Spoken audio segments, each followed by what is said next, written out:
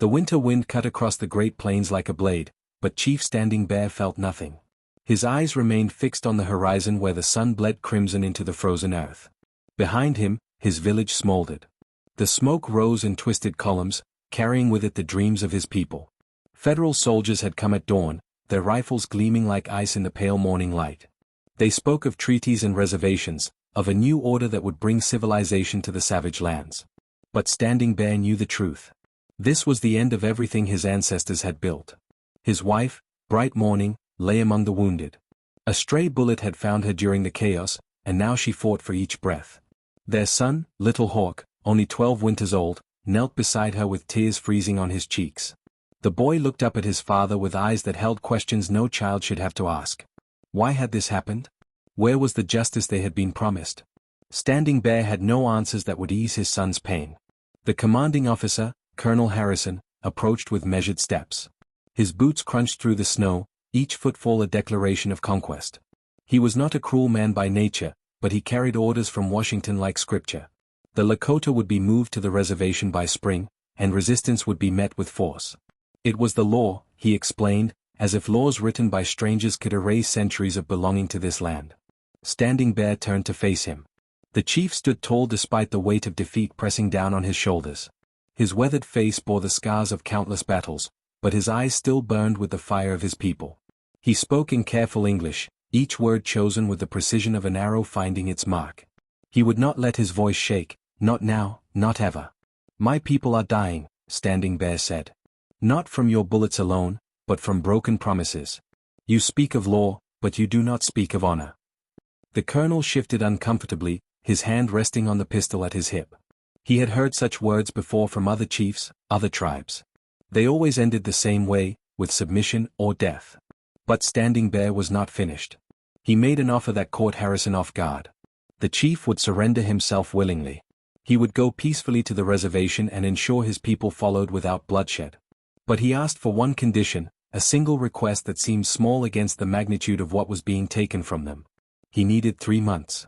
3 months to bury their dead properly, to gather what remained of their belongings, and to prepare the elderly and children for the brutal journey ahead. 3 months to say goodbye to the land that had nurtured them since time beyond memory. Harrison considered this. His orders demanded immediate compliance, but winter was fierce, and moving hundreds of people through blizzards would cost lives, possibly soldiers' lives too. 3 months would bring spring, easier travel, fewer complications. He agreed, but with one ironclad condition. Standing Bear must give his word, his sacred honor as a chief, that he would return and bring his people with him. If he fled or failed to return, Harrison would hunt down every Lakota man, woman, and child with merciless efficiency. Standing Bear looked back at his dying wife, at his terrified son, at the faces of his people who had survived the morning's violence. He thought of the warriors who would urge him to run, to fight, to choose freedom over submission. But he also thought of the children who deserved a chance to see another spring, even if it was on foreign soil. His jaw tightened as he made his decision. You have my word, he said, and the words felt like chains wrapping around his soul. I will return in 3 months, and my people will come with me. Colonel Harrison extended his hand, and Standing Bear took it. The handshake sealed a promise that would test everything the chief believed about honor, duty, and the price of survival. The soldiers departed the next morning, leaving behind supplies and a written agreement that Standing Bear could not read but trusted Harrison to honor. The colonel had seemed sincere, even sympathetic, though sincerity from conquerors meant little when backed by rifles and cannons. As the cavalry disappeared into the white horizon, Standing Bear felt the full weight of what he had done settle onto his shoulders like a massive stone. Bright Morning died 3 days later. Her final words were whispered so softly that Standing Bear had to press his ear against her lips to hear them. Keep our son safe, she breathed. Promise me you will keep him safe. He promised, adding another chain to the ones already binding his heart. They buried her on a hilltop overlooking the valley, wrapped in her finest blanket with her grandmother's beads sewn into the fabric. Little Hawk did not cry at the funeral. He stood silent and rigid, his young face hardening into something that frightened his father. The boy was learning too quickly what it meant to lose everything. The village council gathered that night in the largest surviving lodge. 16 elders and warriors sat in a circle around the fire, their faces illuminated by dancing flames that cast shadows like spirits on the walls. Red Cloud, the fiercest warrior among them, spoke first. His voice carried the rage that all of them felt but few dared express. "You have given away our freedom for 3 months of borrowed time," Red Cloud said. "We should run now, tonight, before the snows trap us here. We can reach the northern territories, find refuge with tribes who still resist. Your promise to the white soldier means nothing. They have broken every treaty they ever made with us." Standing Bear listened without interruption. He knew Red Cloud spoke from love of their people, from a warrior's instinct to fight rather than submit. Other voices joined in, some supporting Red Cloud's position, others uncertain. Grey Wolf, the eldest among them, finally raised his hand for silence. When he spoke, his voice cracked with age but carried undeniable authority. "A chief's word is the spine of his people," Grey Wolf said. "If Standing Bear breaks his promise, we become no different from those who lie to us. We become shadows of ourselves, people without honor. But if he keeps his word and leads us into captivity, are we not also losing ourselves?" The question hung in the air like smoke, unanswered and unanswerable. Standing Bear finally spoke. He told them he understood their anger, their desire to flee into the wilderness and maintain their dignity through resistance. But he painted them a picture of what that resistance would cost.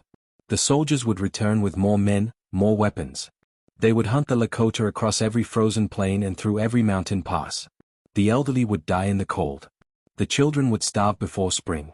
And in the end, they would still be captured or killed, but without honor, branded as oath-breakers and savages. "We have lost the war for our land," Standing Bear said, each word like a knife cutting his own throat. "But we have not yet lost the war for our souls. If we run, we become what they say we are, people without honor, without truth. But if I keep my word, if we face this darkness with our heads high, we prove that we are better than those who have conquered us. Our children will remember that their fathers and mothers were people of honor, even in defeat." The debate raged for hours. Red Cloud remained unconvinced, arguing that survival mattered more than abstract concepts of honor. Several younger warriors sided with him, their hands instinctively reaching for weapons that could no longer protect what mattered. But slowly, painfully, the council began to shift. The elders recognized the impossible position Standing Bear faced. To break his word would save them temporarily but destroy something essential about who they were. To keep it would preserve their dignity even as it cost them their freedom. By dawn, a decision emerged. Standing Bear would honor his promise. The people would use these 3 months to prepare, to gather strength, to teach their children the stories and songs that must not be forgotten. They would go to the reservation not as broken refugees but as a people who had chosen honor over expediency. But Red Cloud made his own vow that morning. If Standing Bear's promise led to the destruction of their people, if the reservation proved to be a death trap disguised as mercy, Red Cloud would hold the chief accountable. It was a threat wrapped in loyalty, a warning from a warrior who loved his chief enough to challenge him. Standing Bear accepted this. He knew that leadership meant bearing not only the hopes of his people but also their doubts and anger. Little Hawk watched these proceedings with careful attention, learning lessons about leadership that would shape him for the rest of his life. The boy understood, even at 12, that his father had made a choice between 2 kinds of death, the quick death of hopeless rebellion or the slow death of captivity. Neither was truly living, but one preserved something worth remembering. The 3 months stretched before them like a vast frozen ocean they had to cross one step at a time. Standing Bear organized his people with the precision of a general preparing for battle, though this battle would be fought without weapons. Every able-bodied person had tasks that kept them moving, kept them from drowning in despair. The men hunted what scarce game remained in the winter landscape, storing meat for the journey ahead. The women tanned hides, repaired lodges, and carefully packed the belongings that would travel with them into an uncertain future. But Standing Bear's most important work happened in the evenings, when darkness fell and the people gathered around fires to hear him speak. He became their living memory, reciting the stories of their ancestors with such vivid detail that the children could almost see the great chiefs of old standing among them. He spoke of Crazy Horse and his courage, of Sitting Bull and his visions, of warriors and healers whose names stretched back through generations until they dissolved into legend. These were not just stories, they were armor, protecting the people's sense of who they were against the grinding wheel of history trying to erase them. Little Hawk attached himself to his father's side during these weeks, absorbing every word and gesture. The boy rarely smiled anymore, but his eyes tracked everything with fierce intelligence. He learned to read the weather by watching how his father studied the sky. He learned to judge a person's character by observing whom his father trusted and whom he kept at arm's length. And he learned that being a leader meant carrying pain without showing it, maintaining strength even when everything inside screamed to collapse. One bitter February night, a messenger arrived from the east. He was Cheyenne, from a tribe that had accepted reservation life 2 years earlier. His message was grim. The reservation was a place of slow starvation, he reported. The government had promised food and supplies, but they arrived sporadically and in quantities too small to sustain the people confined there. Disease spread quickly in the cramped conditions. The soldiers treated the tribes with contempt, punishing small infractions with violence. Many had died, and more would follow. The messenger's words spread through the village like poison. The people's carefully maintained hope began to crack. Why were they preparing to march towards certain destruction? Why honor a promise to those who had never honored their own? Red Cloud seized on this moment, calling another council meeting and demanding that they reconsider their course. This time, his arguments found more sympathetic ears. Standing Bear let the debate run its course. He did not interrupt as Red Cloud painted vivid pictures of a different future, one where they fled north and lived as free people, even if that freedom was precarious and short-lived. He listened as others shared their fears, their doubts, their barely suppressed rage at what was being asked of them. And then, when the fire had burned low and voices had grown hoarse, he spoke with quiet intensity that commanded attention. The Cheyenne messenger speaks truth, Standing Bear acknowledged. The reservation will be hard. Some of us will die there. Perhaps many. Perhaps all. But hear me clearly. If we break our word now, if we run, we do not escape death. We only choose a different death, one that comes with shame attached to it. Our enemies will say, "See? The Lakota cannot be trusted. They are faithless savages who break their promises. And they will use our broken word to justify every cruelty they inflict on every tribe that comes after us." He paused, letting his words sink in. But if we keep our promise, if we walk into that darkness with our heads high, we become something they cannot understand or defeat. We become proof that honor lives even in the conquered, that truth matters even when it costs everything. They can take our land. They can take our freedom. But they cannot take our honor unless we give it to them willingly. And I will not give them mine.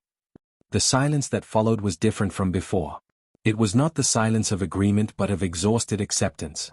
The people were too worn down to keep fighting this battle with themselves. They would follow Standing Bear, not because they believed his path would save them, but because they were too tired to imagine an alternative. Red Cloud stood and walked out of the lodge without another word, his disgust evident in every rigid line of his body.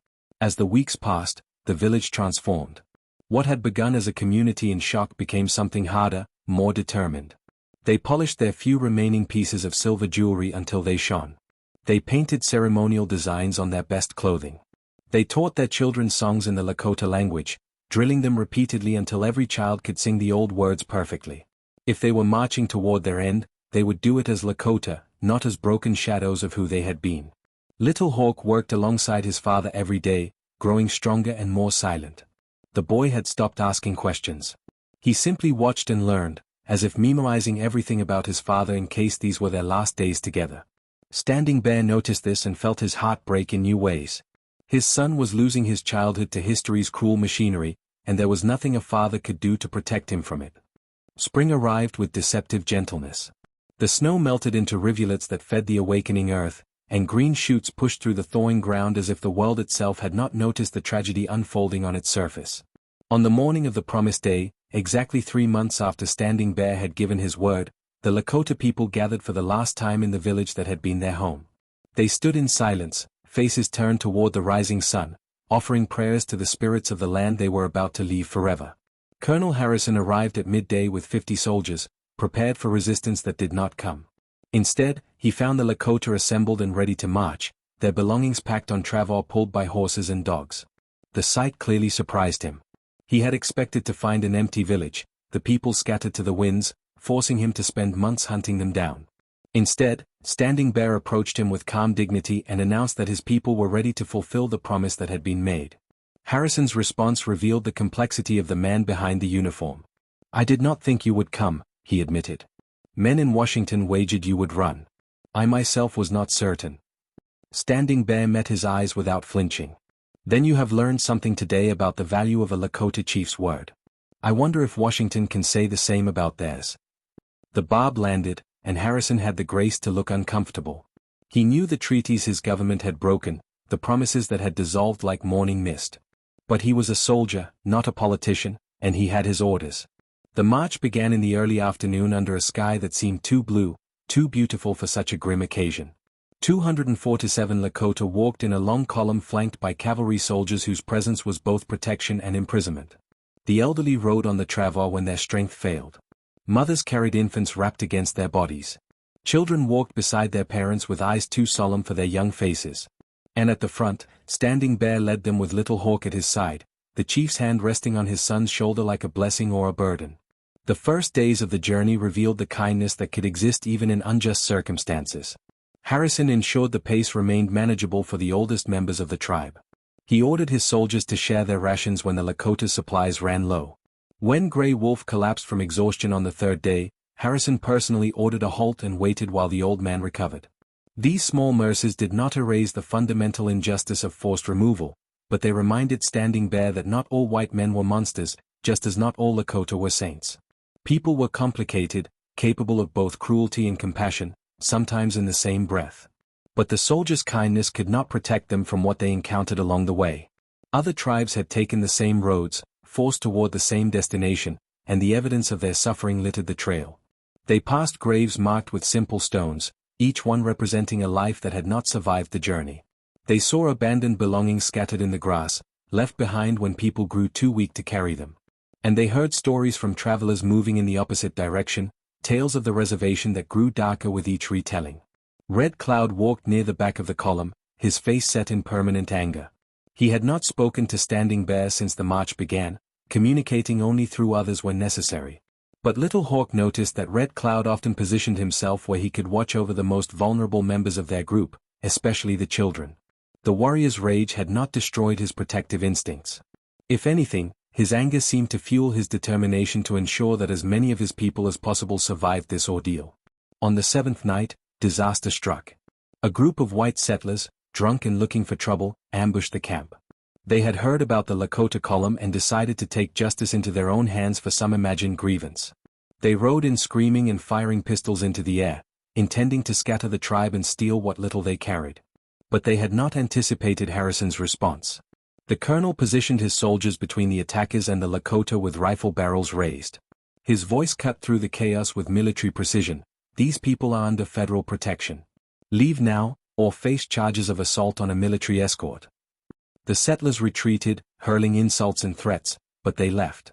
The Lakota stood in shocked silence, trying to understand what had just happened. Their captors had protected them from their countrymen. Harrison's face was grim as he surveyed his charges.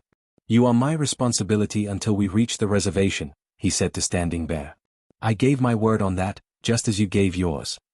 It was the closest thing to an apology the colonel could offer for the sins of his people. That night, as the camp settled into uneasy rest, Little Hawk finally spoke to his father for the first time in days.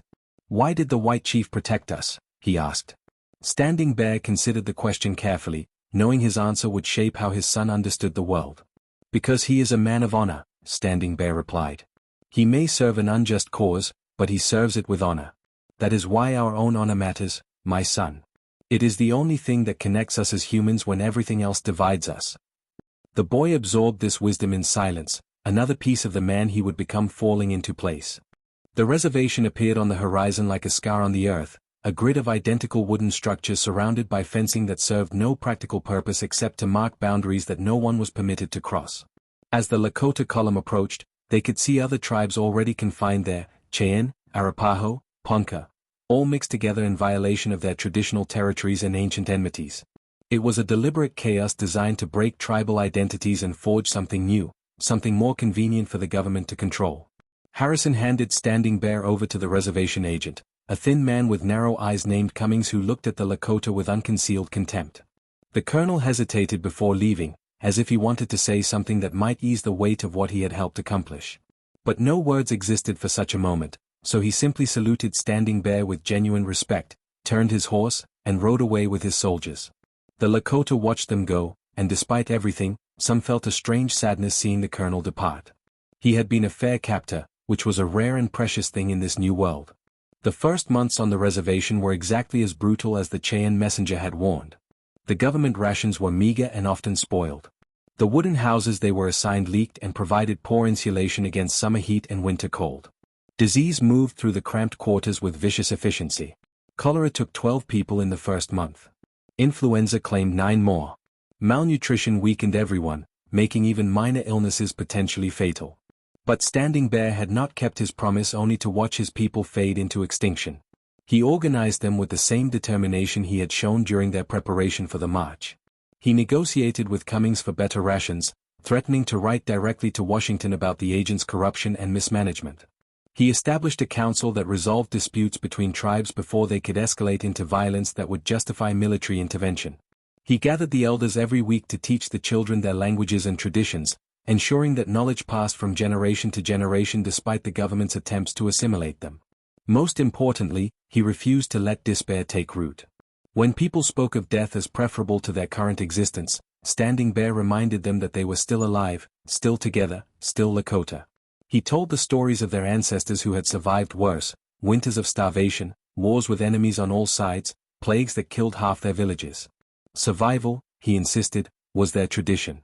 Endurance was their heritage. They would outlast this oppression just as their ancestors had outlasted others.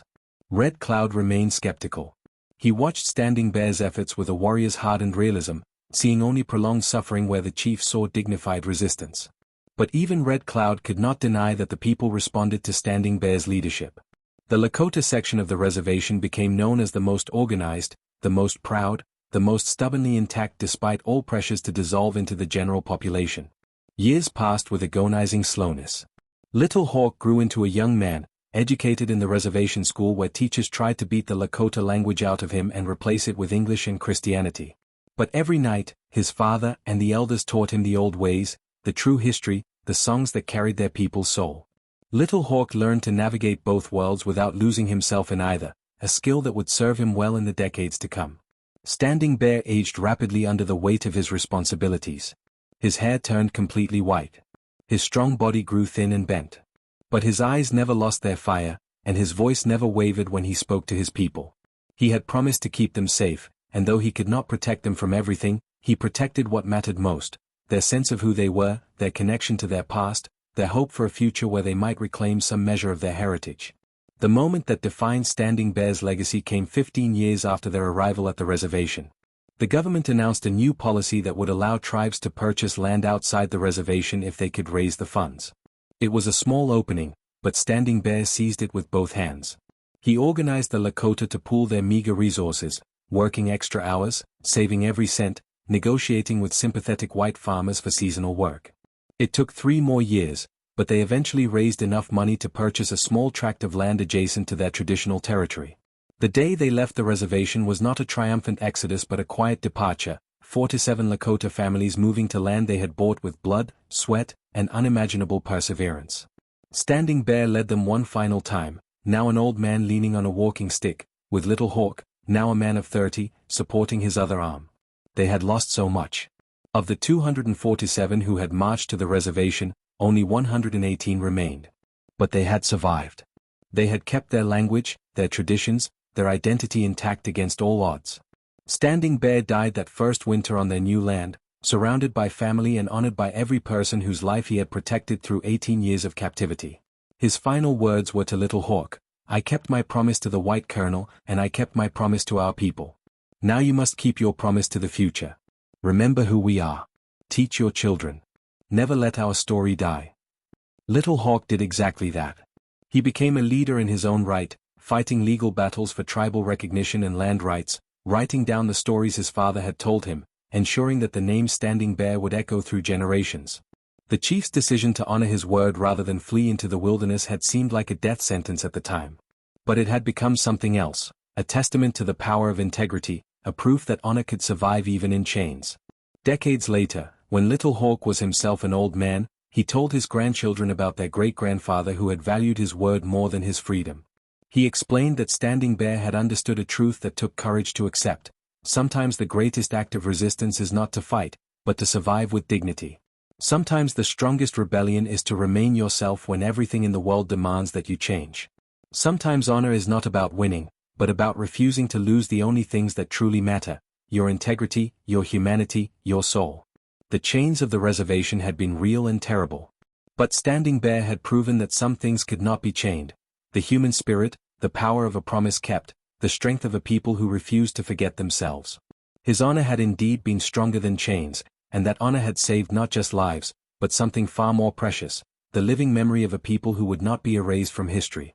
The story of Chief Standing Bear became legend, told and retold around fires and dinner tables, in books and speeches, passed from generation to generation. It was a story about loss and suffering, but ultimately about something greater, the unbreakable strength of character, the enduring power of a promise kept against all odds, and the truth that honor can light the darkest paths when nothing else remains.